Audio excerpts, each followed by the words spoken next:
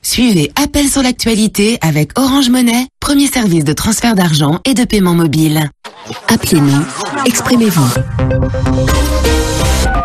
33 9 693 693 70.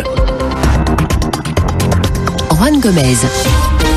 À suivre vos réactions, et elles sont nombreuses ce matin sur la victoire de Muhammadu Buhari au Nigeria, victoire historique car c'est la première alternance démocratique dans ce pays qui a connu tout de même 6 coups d'État militaires depuis l'indépendance en 1960. Et ironie du sort, Muhammadu Buhari est un ancien putschiste, il avait pris le pouvoir en 1983 jusqu'en 1985. Autre phénomène inédit, on se dirige incontestablement vers une alternance pacifique. D'ailleurs, dès hier soir, avant même l'annonce des résultats officiels, le président sortant Goodluck Jonathan a reconnu sa défaite, il a félicité son rival et appelé au calme. Je vous rappelle que la précédente élection présidentielle, il y a 4 ans, avait été marquée par des violences post-électorales, des affrontements entre les militants de Jonathan et de Buhari qui avaient fait près d'1 millier de morts. Alors quel regard portez-vous ce matin sur la démocratie nigériane? Quel bilan dressez-vous de la politique de Goodluck Jonathan? En tout cas, le nouveau président a déjà promis de rompre avec la passivité de son prédécesseur concernant le dossier Boko Haram, mais aussi la lutte contre la corruption.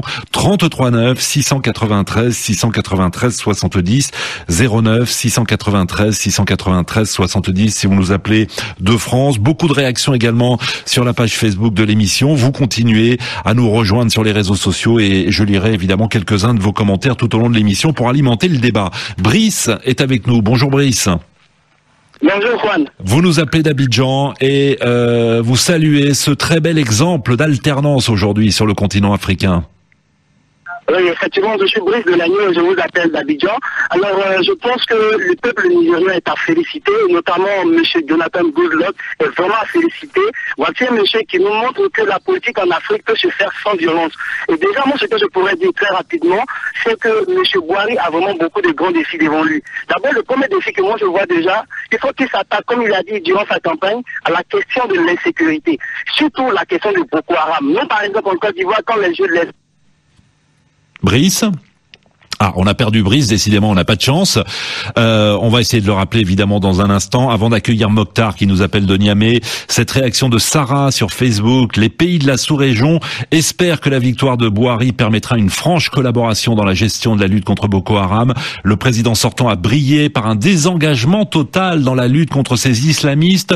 Comment peut-on admettre, nous dit Sarah, qu'en tant que président, Jonathan a été incapable de mettre les moyens nécessaires pour retrouver les 200 lycéennes kidnappées il y a maintenant plus d'1 an. Mokhtar, bonjour.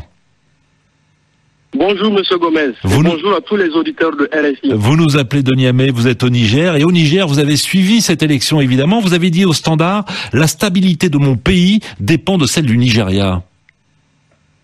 Exactement, Monsieur Gomez. Au Niger, nous avons suivi de très près le début jusqu'à la fin de cette campagne électorale qui a abouti à la victoire de Buhari. Et cela d'autant plus que le Niger est un pays voisin immédiat du Nigeria et la stabilité économique et sécuritaire du Niger est liée à celle du Nigeria. Donc du coup, nous avons favorablement accueilli cette élection de Buhari qui s'est passée avec passivité et je profite de votre antenne ici pour saluer l'acte républicain et responsable de Goodluck Jonathan qui, malgré sa défaite, a aussitôt appelé son rival pour le féliciter. Et je pense qu'au-delà, M. Gomez, le Nigeria vient aujourd'hui de donner un très bel exemple de démocratie à l'ensemble du continent africain. C'est un acte aujourd'hui qui, au-delà du Nigeria, honore le continent africain. Ouais. Il ne faut pas aussi occulter le fait que... Oui. Oui, non, mais vous êtes nombreux à saluer effectivement le peuple nigérian. Diagana nous dit félicitations aux Nigérians qui ont bien mené cette alternance démocratique. C'est un exemple à suivre, même s'il faut constater qu'il n'y a pas un véritable renouvellement de la classe politique. C'est vrai que les deux favoris de ce scrutin, eh bien, ce sont les mêmes qu'il y a 4 ans. Goodluck Jonathan et Mouamadou Bouhari. Réaction également de Yolande qui nous dit féliciter le peuple nigérian pour ce grand pas en avant. Je rêve du jour où mon pays, Madagascar, se dotera aussi d'une telle démocratie, où les élections se dérouleront sans heurts ni fraude de la part du président en place qui veut à tout prix se maintenir au pouvoir. Fin de citation. Mokhtar, c'est donc un soulagement pour vous, et vous pensez que c'est un soulagement partagé par l'ensemble de la population du Niger ? Oui, c'est exact, M. Gomez. Et face à cela, il faut noter la passivité de Goodluck Jonathan à en finir avec la nébuleuse Boko Haram. Je pense que c'est la question de Boko Haram qui a fait basculer cette campagne. Du coup, on s'attend beaucoup à ce que Bouhari prenne sérieusement en charge la question sécuritaire, notamment Boko Haram. Ouais. Et c'est un espoir que tout le peuple nigérien nourrit aujourd'hui. Ah ouais, Bouhari, ancien putschiste, autoritaire.